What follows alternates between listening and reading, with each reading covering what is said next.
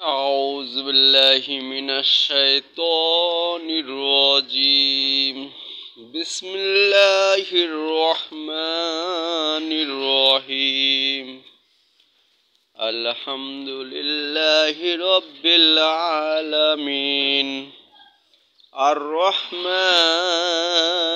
الرحيم مالك يوم الدين إياك نعبد وإياك نستعين اهدنا الصراط المستقيم صراط الذين أنعمت عليهم غير المغضوب عليهم ولا الضالين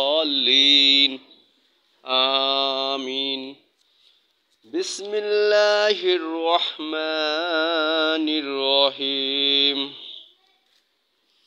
ألم تر كيف فعل ربك بأصحاب الفيل ألم يجعل كيدهم في تضليل وأرسل عليهم طيرا أبابيل ترميهم بحجارة من سجيل فجعلهم كعصف مأكول بسم الله الرحمن الرحيم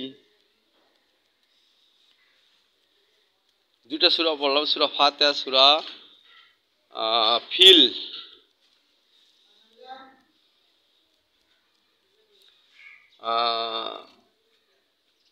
প্রতিদিন সবাই কোরআন তেলাওয়াত করবেন, ঠিক আছে না?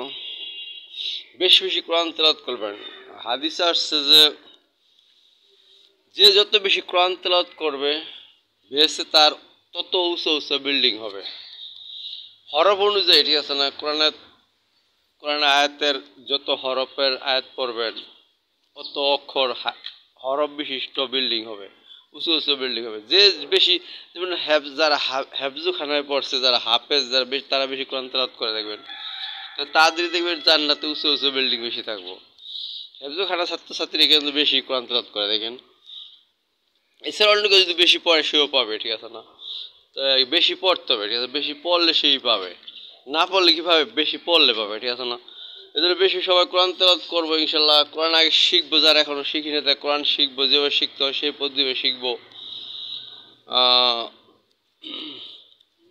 তারপরে শিখে তারপর নিয়মিত পড়বো আর কোরআন মুখস্থ করবো, সবাই মুখস্থ করার নিয়ত করবো, ঠিক আছে না?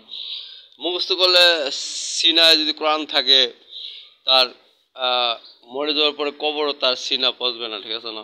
এই জন্য কোরআন তেলাওয়াত মুখস্থ করতে হবে। কোরআন তেলাওয়াত মুখস্থ করলে আরেকটা লাভ হলো যে খতম তারাবি পড়া যায়, ঠিক আছে না? খতম তারাবির ইমামতি করা যায়। আর মুখস্থ থাকলে সিনা মুখস্থ রাখাও তো জরুরি, ঠিক আছে? যেহেতু সিনা পচবে না মরার পরে, সেজন্য কোরআন সবাই মুখস্থ করব। আর যেহেতু কোরআন শুধু সিনা মরার পরে সিনাই পচবে না, শুধু এই গুরুত্বই না কিন্তু কোরআন মুখস্থ করার আরো গুরুত্ব এটা যে কোরআন যেহেতু মুসলমানের ধর্মীয় গ্রন্থ, রাসূল ইসলামের উপর অবতীর্ণ হয়েছে কোরআন, আর কোরআনে যা আছে তাই কিন্তু সমস্ত পালনীয় বিষয়, ঠিক আছে না? কোরআনের ভিতরে যা আছে তাই সর্বকিছু এখানে নিয়ে আসে। এই জিনিসটাই যদি আপনি মুখস্থ করে ফেলেন তাহলে আপনি জান্নাতি তো মনে করেন যে নিশ্চিত করে ফেলেন প্রায় বলা যায়। কারণ আপনি কালেমা পড়ে নামাজ তো পড়তে হবে, কালেমা ছাড়া তো আর একজন কোরআন মুখস্থ করছে কিন্তু কালেমা পড়ে নাই, তাহলে তো ওই কোরআন মুখস্থ করার দাম না, সেটা তো আছেই। আবার একজনে কালেমা পড়ছে কিন্তু কোরআন মুখস্থ করছে কিন্তু নামাজ পড়ে না, তো নামাজ না পড়লেও কিন্তু তার ওই কোরআন মুখস্থর দাম নাই। আবার একজনে কালেমা পড়ছে, নামাজও পড়ছে, কিন্তু কোরআনও মুখস্থ করছে কিন্তু রোজা রাখে না, তো রোজা ও ফরজ, রোজাও রাখতে হবে, ঠিক আছে না? কালেমা, নামাজ, রোজা, হজ, জাকাত, এই 5টি স্তম্ভ ঠিক রাখে তারপরে কোরআন মুখস্থ করতে হবে, ঠিক আছে না? কোরআন মুখস্থ করা হলো জরুরি। কারণ কোরআন মুখস্থ করা তো মুসলমানের তত বড় শর্ত না। কারণ আপনার কোরআনের হাদিসের এমন কিছু জানলে হয়ে যাবে, যে জিনিসগুলো জানলে আপনার ইসলাম পালন করা করতে পারেন, বা পালন করা ব্যাপার না, এমন কিছু শিখলে কিন্তু হয়ে গেল। আপনি এমন 10টা 20টা সূরা শিখলেও তো আপনার 5 ওয়াক্ত নামাজ বা তারাবি সব যাবতীয় সব নামাজই পড়তে পারবেন। 10টা 20টা সূরা পড়লে জানলে হয়ে যায়, মুখস্থ জানলে হয়ে যায়। হাদিসও মনে করেন যে অল্প কিছু হাদিস জানলেও আপনারা অনেক কিছু পালন করতে পারবেন।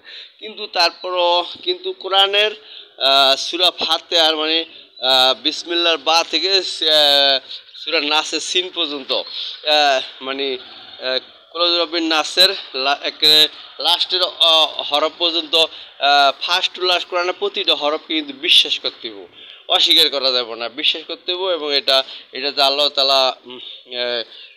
আল্লাহ তাআলার বিধান, আল্লাহ তাআলা যে কোরআনের যত কিছু অর্থ বা যত কিছু ব্যাখ্যা, কোরআনের যত ঘটনাক্রমে যত কিছু যে কারণে আয়াতগুলো নাজিল হয়েছে, এই কোরআনের সমস্ত কিছু মানলে না মানাটা কিন্তু ঈমান। আবার কোরআনের একটা জিনিসকে অস্বীকার করলে সে কিন্তু কাফের হয়ে যাবে।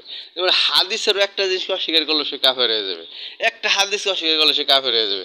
এবার হাদিস আপনি সব মুখস্থ না করলেন, কিন্তু মানতে হইব, বিশ্বাস করতে হইব, ঠিক আছে? কোরআনের সব বিশ্বাস করতে হইব, কিন্তু মুখস্থ না করে বিশ্বাস করতে হইব, ঠিক আছে না? আল্লাহ হাফেজ।